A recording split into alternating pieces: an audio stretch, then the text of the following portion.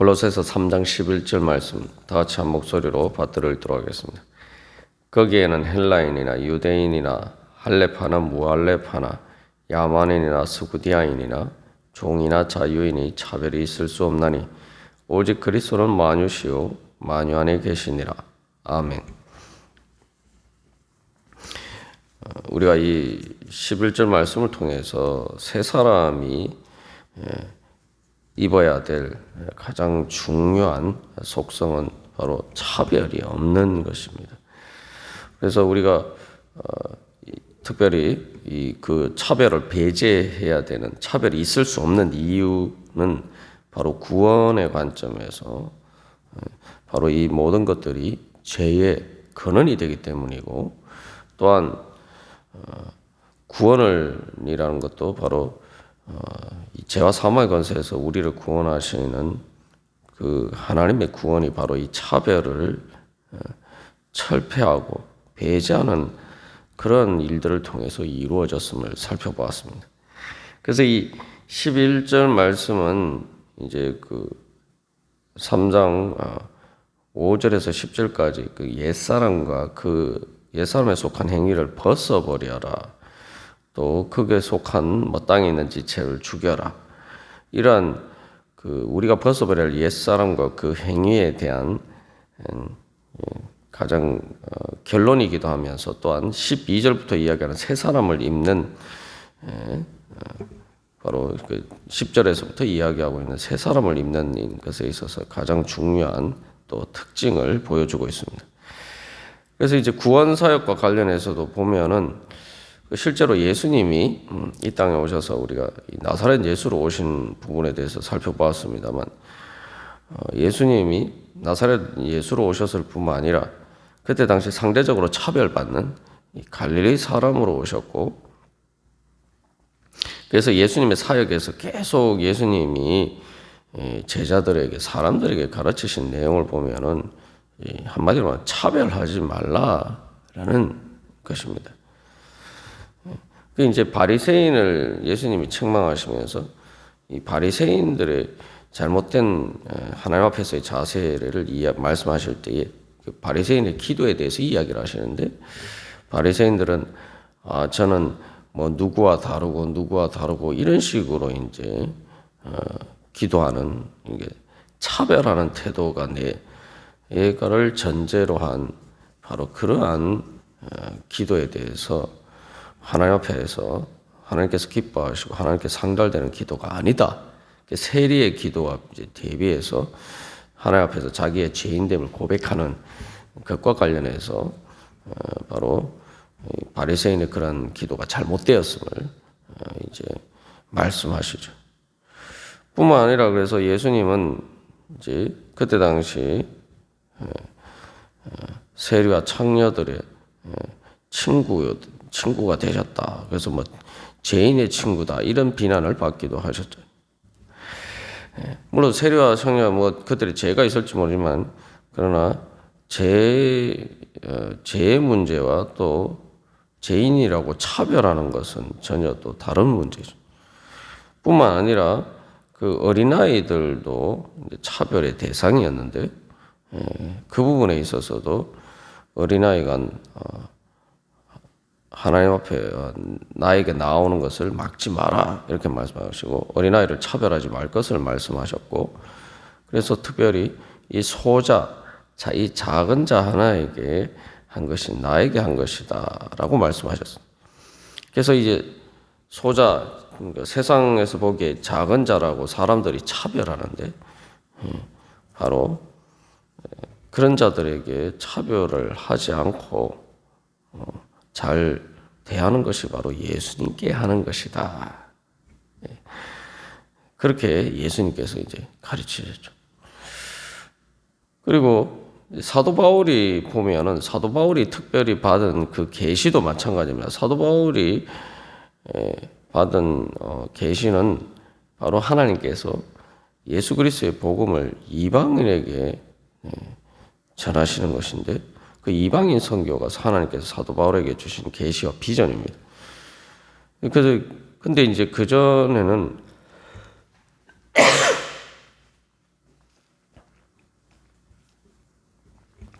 이방인 선교를 하긴 했는데 그 이방인을 유대인으로 만드는 것이 선교라고 이렇게 생각하던 틀을 이제 완전히 깨어버렸죠.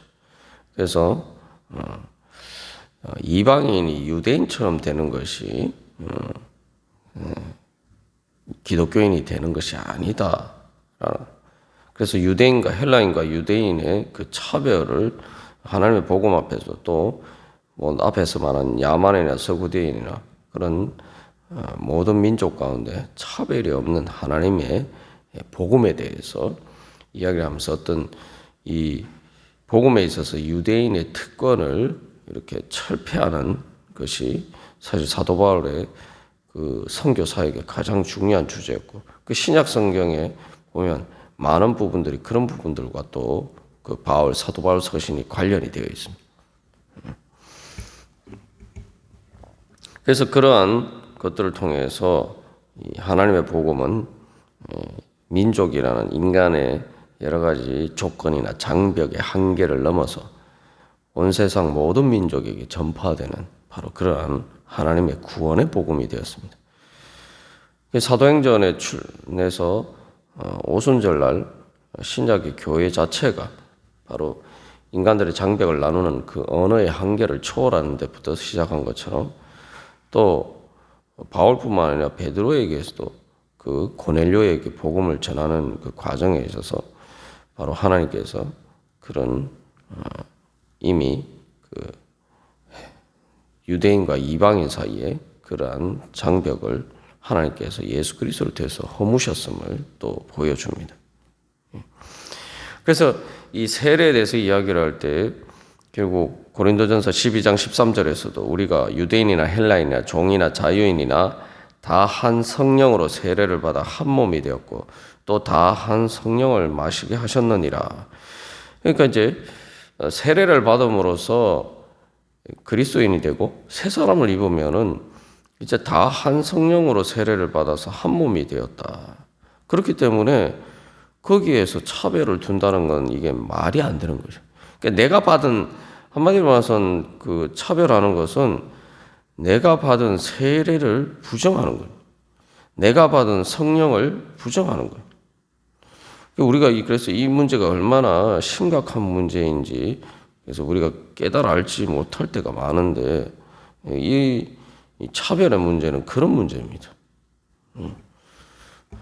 한 몸으로 세례를 받았다. 그러니까 말 그대로 세례를 받아서 한 몸이 되었는데, 한 몸인데 같은 한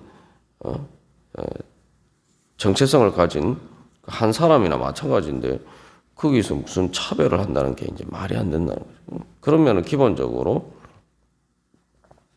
거기에서 기독교 공동체 안에서 그렇게 차별이 있다면 그것은 그리스도께서 죽으신 그러한 예수 그리스도의 형제 자매들을 천시하는 것이며, 그것은 바로 예수 그리스도를 무시하는 것입니다. 우리가 머리 대신 예수 그리스도의 몸인 교회의 한 지체가 되는 것이 이제 구원이다 보면은, 그 교회 안에 속해 있으면은 이제는 차별이 없는 것은 너무나도 당연한 것이고, 또 골로새서 1장에서 이야기한 것처럼 그 그리스도의 몸인 교회가 바로 점점 확장되는 것이 선교죠. 그래서 예전에도 나눈 것처럼 선교적인 마인드에서는 사람을 차별하는 것은 절대 있을 수가 없는 것입니다. 그래서 이제 옷이라는 것이 이제 차별의 상징일 때도 많은데, 사람들이 이제 명품 옷이나 어떤 그런 것들을 통해서 단순히 그냥 그 옷이 품질이 좋아서 입는다.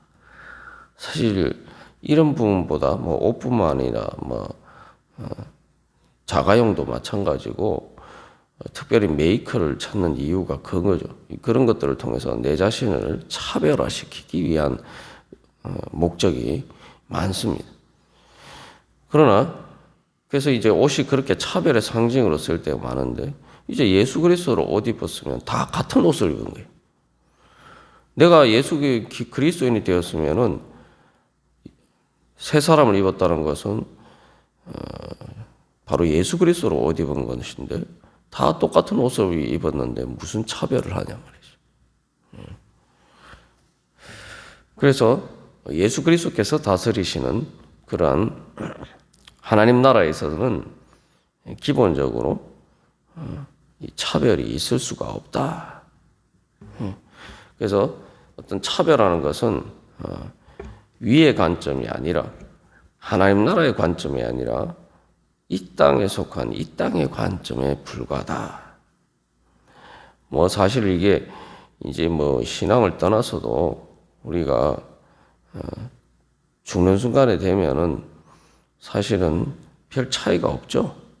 다 빈손으로 와서 빈손으로 간다. 세상 사람들도 예수를 안 믿어도 그거 다 알고 이야기를 합니다.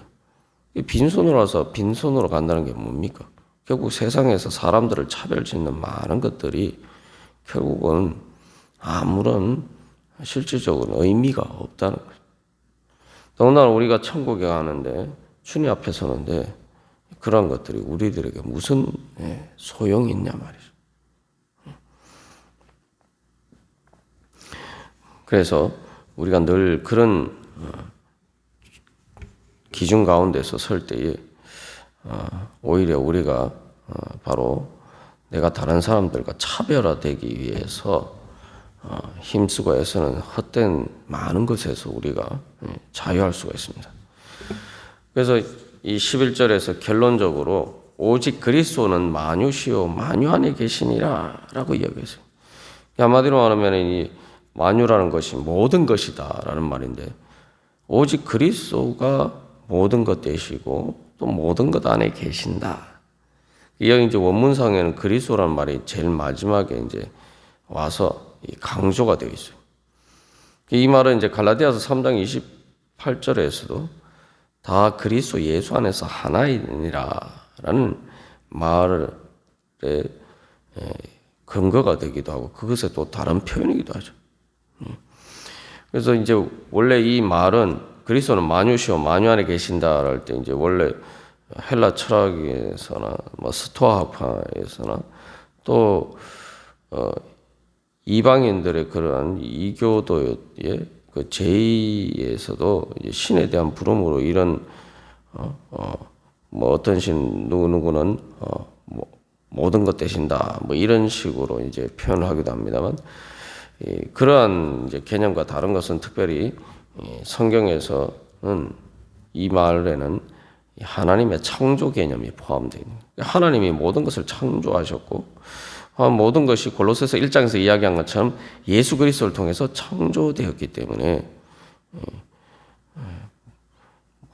예수님이 모든 것보다 온 세상보다 더 모든 온 세상 모든 것보다 더 크시다 라는 거고 특별히 이제 만유 안에 계신다라는 것은 예수 그리스도의 그러한 를 통한 하나님의 통치가 모든 것들 가운데 임재하는 것이죠. 그런 의미를 가지고 있습니다. 그래서 이것을 우리들 자신들에게 적용했을 때 첫 번째로 그리스도는 만유시요 그리스도는 모든 것 되신다라고 할 때 이게 무슨 말입니까? 그리스도 이외에는 아무것도 중요하지 않다라는 거예요. 그리스도 밖에서는 다른 말로 하면 그리스도가 모든 것 되시니까 그리스도 밖에서는 그 어떤 것도 존재하지 않는다는 거죠. 골로새서 1장에서 이미 그리스도에 대한 찬양에서 그것을 강조해서 이야기를 하고 있죠. 만물이 예수 그리스도 안에 함께 섰다. 그러니까 예수 그리스도를 그 주권과 통치를 떠나서는 모든 만물이 존재 자체를 할 수 없다는 거죠. 그렇기 때문에 가장 중요한 것은 예수 그리스도라는 거예요. 세 사람에게 있어서 우리가 이제 예수 그리스도를 믿는다라고 하면은 나에게 가장 중요한 것은 예수 그리스도지 다른 것은 나에게 중요하지 않다는 거예요. 그리스도만 나에게 계시면 말 그대로 그리스도가 만유시니까 내가 모든 것을 얻은 것이나 마찬가지다. 우리가 사실 이제 이 믿음이 제대로 서 있지 않기 때문에 자꾸 그 앞에서 이야기하는 땅에 있는 지체를 따라서 옛사람을 따라서 그 음란과 부정과 사욕과 악한 정욕과 탐심을 따라서 행하는 모든 문제들이 바로 그리스도는 만유시다라는 이 신앙 고백이 제대로 되어 있지.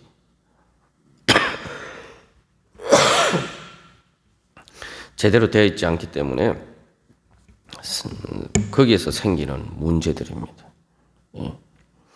정말 예수 그리스도가 모든 것 되신다. 이 고백이 정말 이러한 진리가 내 마음에 현실적인 실체로 분명히 다가올 때 우리는 땅에 있는 지체들 그 악한 정욕이나 탐심에서 당연히 자유롭게 되죠. 그래서 그리스도가 가장 나에게 중요하기 때문에 그리스도 이외의 다른 것으로 사람들을 차별하는 것은 의미가 없다는 거예요. 그 모든 만물에 비하면 그것은 아주 작은 사소한 것이고 부질없는 것이죠. 그리스도 이외에 다른 것을 주장하고 내세우는 것은 다 헛된 것이다. 그래서 우리가 오늘도 주님 앞에 기도하면서 나아갈 때에 정말 내가 무엇을 간구하고 소망하면서 나아가느냐.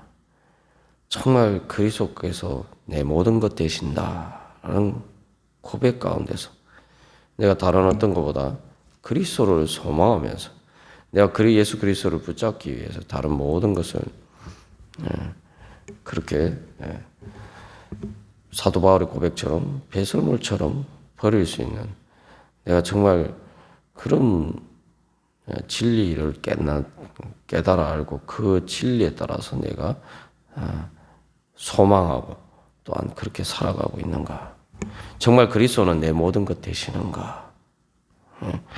아직도 내 마음 안에 그러한 믿음의 고백을 따르지 않는 그러한 악한 정욕들이 있지는 않는가. 우리 다시 한번 예수님의 십자가 앞에서 다시 한번 예수 또 주님의 은혜의 보좌 앞에서 다시 한번 예수님 외에는 예수님이 제 모든 것 되십니다. 예수님 이외에 다른 모든 것은 저에게 아무것도 아닙니다. 주님 예수 그리스도의 그 은혜로 충만케 되기를 소망합니다. 우리 그렇게 기도하면서 나아가도록 하겠습니다.